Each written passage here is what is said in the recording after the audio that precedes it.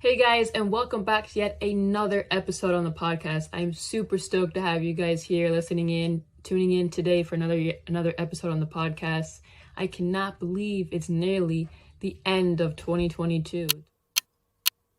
And with 2022 nearly being over, many people are scrambling, trying to get things done.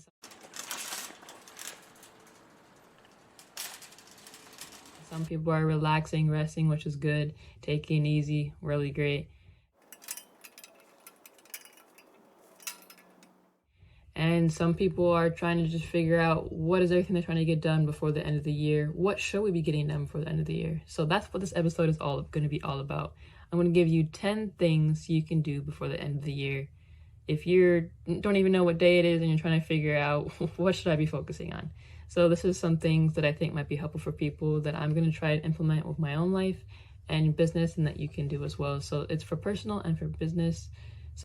And some people are trying to just figure out what is everything they're trying to get done before the end of the year. What should we be getting done before the end of the year? So number one is declutter your phone. I know that's one that a lot of people kind of neglect and forget about. I myself am guilty as a photographer. I get really picture happy. I take way too many photos, and plus I'm also a mom. I have children, so I take a ton of photos, as you can imagine. So I downloaded this app called Smart Cleaner. I'm going to try it out. I believe it's a free app, and I would show you guys, but I'm actually recording on my phone right now, the video podcast portion of this. But it's a free app, I believe, and I'm going to try it out. It's my first time ever using it, and I'm going to see how that works, so I can get rid of some clutter and some duplicates on my photos and not have so many photos unnecessarily that I don't need anymore, like screenshots and just random things that are just not maybe even photos, but they're just taking up space on my phone. So that's number one. Declutter your phone.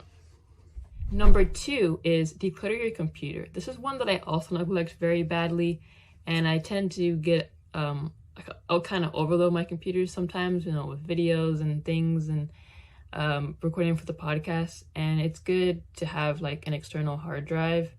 And sometimes, even while using that, I sometimes forget to delete the actual things that I had on the computer itself. And I need to delete those and put them on the hard drive, so not everything's overloaded on my computer. And if you're anyone like me that's a little bit disorganized with that, definitely this is advice for you and for myself. So to go in there, declutter your computer, get rid of stuff that can be deleted. You don't need anything that was from this year that you can delete. Just go and do that, and only keep what you actually need. That way you can create so much more space in your computer, and your computer continue to flow and work a lot better, more efficiently, and probably a lot quicker, because you don't have so much stuff overloaded on it, so it won't crash and stuff. Number three is probably the most important one. It's declutter your mind up here. Everything you think about, everything you feed your mind can be toxic or it can be beneficial. If it's toxic, get rid of it. If it's waste, if it's negative.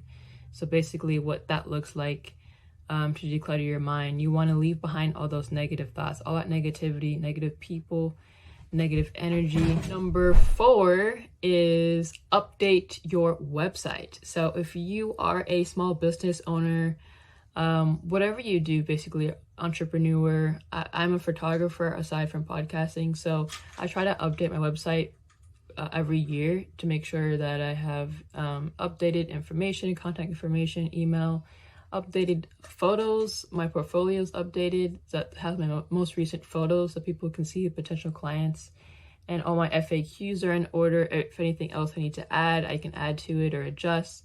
And obviously also prices. A lot of photographers tend to raise their prices a little bit or adjust their prices before the next year, the beginning of the new year. So that's all great stuff to do on your website before the new year comes. And I did that kind of early this year, and just want to go in there again and tweak little things here and there and see if there's anything else left for me to update on my website. But for the most part, that's what I try to do every year. And I feel like anybody who's a small business owner or an entrepreneur who has a website should do that every year to make sure it's up to date. And you don't want to have a super outdated website. All right, guys, so number five is to write down all that you've accomplished or achieved within the year of 2022. This is important because self-reflection allows you to see all that you've accomplished and gotten done within that year. Number six is to write out all your goals for the new year. So Right, think about everything you would like to accomplish in 2023 and just make a concerted effort to really think about it and write it all out. I feel like physically writing it down versus only putting it in your phone makes it more real as well, and there's a little bit more accountability there. And then you can also tell at least maybe one friend or somebody who you really trust what those goals are, so you have some more accountability. Or if you want to just keep it to yourself, that's fine too, and not tell anyone. But I definitely wouldn't recommend broadcasting it to the world if you're really trying to achieve it, because that can kind of stifle your growth and trying to actually reach those goals. All right, guys, so number 7 is to rest and reboot. This is super important because after a year of so many things happening, you just get so tired and exhausted, and you just need to take time to rest. So take that time for yourself and do yourself a favor and rest and reboot. Guys, so number 8 is spend quality time with friends and family. I know a lot of you, mostly all of us, are gonna have time off during this season, so it's a great time to take advantage to just spend quality time, wholesome time with your family and friends. And just, it also kind of goes along with the other one, rest and reboot, spend time with friends and family. It's just a no-brainer. Take some time off, have some quality time, put your feet up, and just don't think about anything related to work.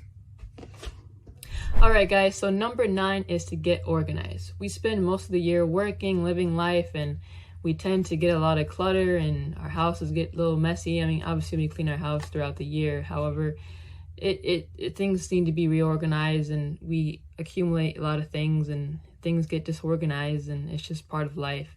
So we talked about decluttering our mobile devices and our computers, but we also got to declutter our homes and organize our things for work. Or if you're a small business owner or an artist and you create art, you got to reorganize your supplies and all things like that. And it's just part of the process. So that's a good thing to do before the end of the year, so you can start off 2023 fresh and have everything organized and in order and the way it should be, so you can work efficiently and smarter and not harder. Last but not least, guys, is number 10.